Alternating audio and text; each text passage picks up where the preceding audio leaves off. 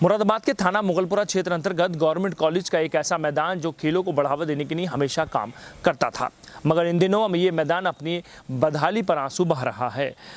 सुविधाओं की तो कमी है ही और साथ ही मैदान की हालत बद से बदतर होती जा रही है। 29 अगस्त को खेल दिवस मनाया जाएगा। इस अवसर पर खेलों को बढ़ावा देने के लिए बात भी कही जाएगी, मगर इस अवसर पर खेल प्रेमियों ने कहा है कि गवर्नमेंट कॉलेज के मैदान की हालत काफ़ी ख़राब है। इसी स्थिति को देखकर कई बार संबंधित विभाग को शिकायत की गई है, मगर समस्याओं का समाधान नहीं हुआ है। मुरादाबाद जनपद में आज भी कुछ खेल के स्थान ऐसे हैं जो अपनी बदहाली पर आंसू बहा रहे हैं।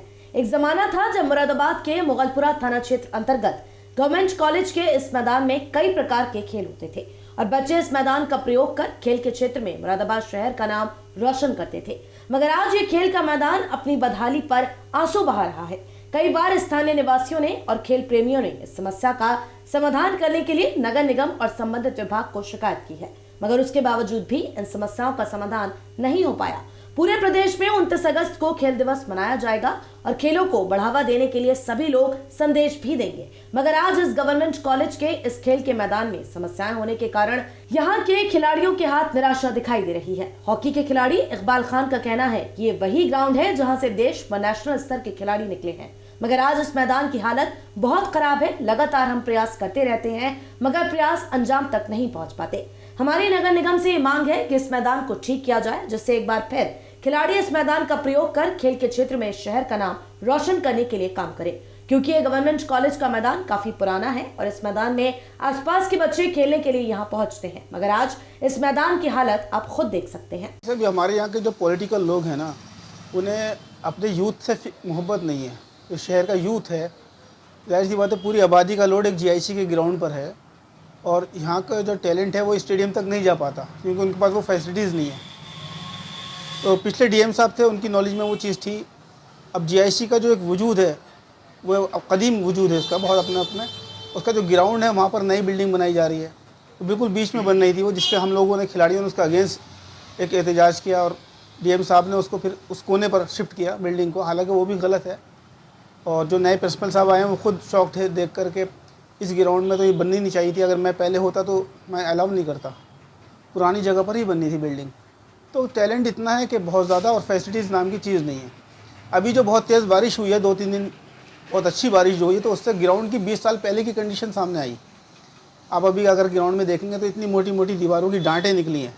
ये किले की छत है, ये तो पुरानी कंडीशन में ग्राउंड दिखा, उसको हमने साफ़ किया फिर।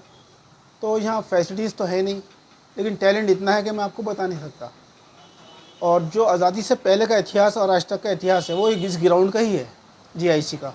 एक से एक बेहतरीन प्लेयर्स जीआईसी ने दिए हैं इस ग्राउंड ने, लेकिन हमारे यहाँ के लोगों को वो सोच नहीं है उस टाइप की कि हमारे यहाँ कैसे फैसिलिटीज़ होनी चाहिए, ग्राउंड कैसे होनी चाहिए। हाँ, हरियाणा और पंजाब में एमपी एमएलए जो होते हैं वो इस तरफ बहुत ध्यान देते हैं कि हमारा यूथ जो है वो गलत रास्ते पर ना जाए, इसलिए उसको खेलों में लगाएं। अच्छा, एक ऐसा स्टेडियम भी होना चाहिए जो बच्चे अच्छे से कर लें। देखिए, स्टेडियम जो मुरादाबाद का है वो अपने आप में खुद बहुत छोटा स्टेडियम है। वहाँ 66 मीटर का ग्राउंड है कुल, और जबकि ग्राउंड की लेंथ जो होती है 91.40 मीटर होती है। उसी में फुटबॉल है, उसी में हॉकी है, उसी में ट्रैक भी है।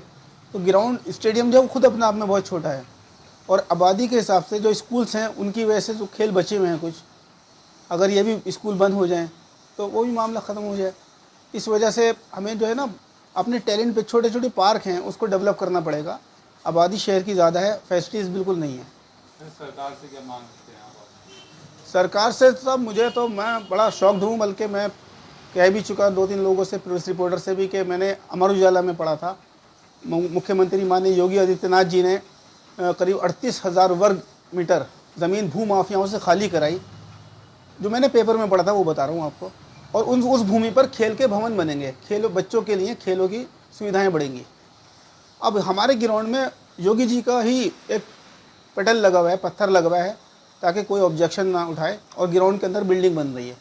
तो मैं खुद परेशान हूँ कि ये क्या हो रहा है। एक तरफ तो खेलों को बढ़ावा दिया जा रहा है और एक तरफ जो ग्राउंड हैं उन्हें ख़त्म किया जा रहा है।